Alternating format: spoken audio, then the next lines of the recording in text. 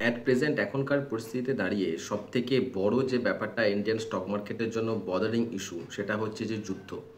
আমি অলরেডি একটা ভিডিও বানিয়েছিলাম, যদিও সেই ভিডিওটা খুব বেশি জনের কাছে পৌঁছায়নি, হয়তো পছন্দ হয়নি ভিডিওটার কন্টেন্টটা। সেখানে আমি বলেছিলাম যে ভারত এবং পাকিস্তানের মধ্যে যে টেনশন চলছে সেই টেনশনটা কিন্তু আস্তে আস্তে বাড়বে, এবং যদি স্মল স্কেল ওয়ারফেয়ার যদি হয় তাহলে ইটস ওকে, বাট যদি সেটা বড়সড় যুদ্ধের দিকে যায় তাহলে কিন্তু ইন্ডিয়ান স্টক মার্কেট প্রচণ্ডভাবে হ্যাম্পার হতে পারে। তো আমরা যদি স্টক মার্কেটের পুরো জার্নিটা দেখি, এই যে 3-4 দিন ধরে যে যুদ্ধের সিচুয়েশনটা চলছে, যবে থেকে শুরু হয়েছে তবে কিন্তু ইন্ডিয়ান মার্কেট আপ ট্রেন্ডে ছিল, উপরের দিকে উঠেছিল। গতকালকে দেখেছি ইন্ডিয়ান মার্কেট খুব কম নিচের দিকে আছে, খুব সামান্যতম।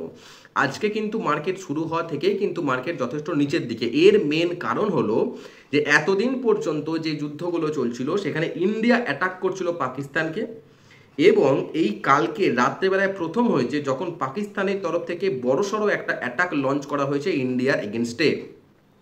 যদিও ইন্ডিয়া সেটাকে নালিফাই করে দিয়েছে, ইন্ডিয়া সেটাকে S-400 বা অন্যান্য এয়ার ডিফেন্স সিস্টেম দিয়ে সেটাকে মানে কি বলবো সেটাকে প্রতিরোধ করেছে, কিন্তু স্টিল রাজস্থানের দিকে, রাজস্থান বর্ডারে কিন্তু ভারতের পাকিস্তান আর্টিলারি গান হোক, তারপরে ট্যাঙ্ক হোক, এয়ার ডিফেন্স সিস্টেম হোক, ইচ অ্যান্ড এভরি জায়গা থেকে কিন্তু তারা ইন্ডিয়ার বর্ডারকে কিন্তু ঘিরতে শুরু করেছে। কাজেই এয়ার ডিফেন্স সিস্টেম এবং নেভি দুটোর দিক থেকে কিন্তু পাকিস্তান ভারতের সঙ্গে কোনোভাবে কম্প্যারিজন আসে না। কিন্তু যদি আমরা দেখি যে আর্মির তরফে কিন্তু পাকিস্তান কিন্তু ভারতকে টক্কর দেওয়ার মতো অবস্থায় আছে। যদিও INS বিক্রান্ত, যেটা ভারতের এয়ারক্রাফট ক্যারিয়ার, তারা যেহেতু মানে অলরেডি আরব সাগরের উপর রওনা হয়ে গেছে কাউন্টার করার জন্য, এবং ইন্ডিয়ান নেভিও কিন্তু ওই পজিশনে দাঁড়িয়ে তার আর্মি অ্যাটাককে নালিফাই করার জন্য রেডি, স্টিল পাকিস্তান কিন্তু ভারতের উপর বড়সড় অ্যাটাক লঞ্চ করতে পারে, এবং এই অ্যাটাক লঞ্চ করলে কিন্তু সেটা ইন্ডিয়ার জন্য ক্ষতিগ্রস্ত হওয়ার পসিবিলিটি রয়েছে। তো আমরা পাকিস্তানের আর্মির ক্ষমতাকে আমরা যতটাই ছোট করে দেখি না কেন, পাকিস্তানে যদি কম্প্যারিজনে যাই তাহলে কিন্তু আর্টিলারির দিক থেকে, মানে যদি আমরা দেখি যে শুধুমাত্র স্থল বিভাগের যুদ্ধ, যারা আর্মি যে যুদ্ধটা করে, সেখানে কিন্তু পাকিস্তান ইন্ডিয়াকে কিন্তু যথেষ্ট পরিমাণে ফাইট দিতে পারে। কাজেই এই যে সিচুয়েশন এখন তৈরি হয়েছে, এখান থেকে দুটো নিষ্কর্ষ আমার স্পষ্ট আমার চোখে, আমার যেটা মনে হচ্ছে, প্রথমত যুদ্ধটা মোটেও স্মল স্কেল ওয়ারফেয়ারে থাকবে না, যুদ্ধটা বড়সড় যুদ্ধ হতে যাচ্ছে, 1 নাম্বার।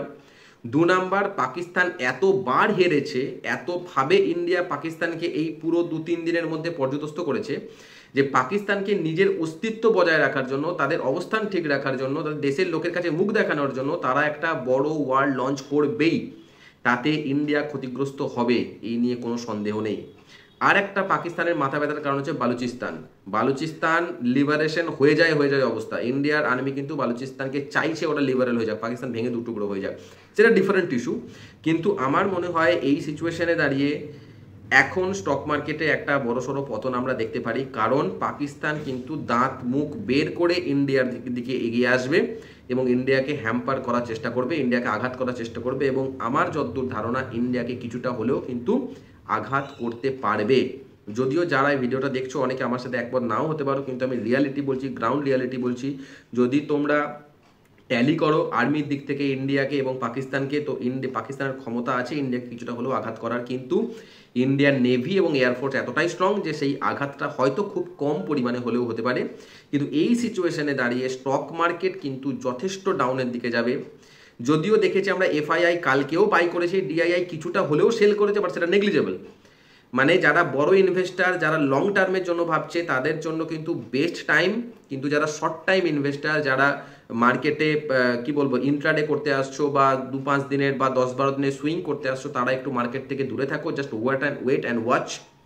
যদি তারা লং টার্ম ইনভেস্টমেন্টের জন্য আসো তাহলে কিছুদিন ওয়েট করে যাও, সিচুয়েশন কোন দিকে যায় তারপরে কিন্তু ছোট ছোট করে কেনা যেতে পারে।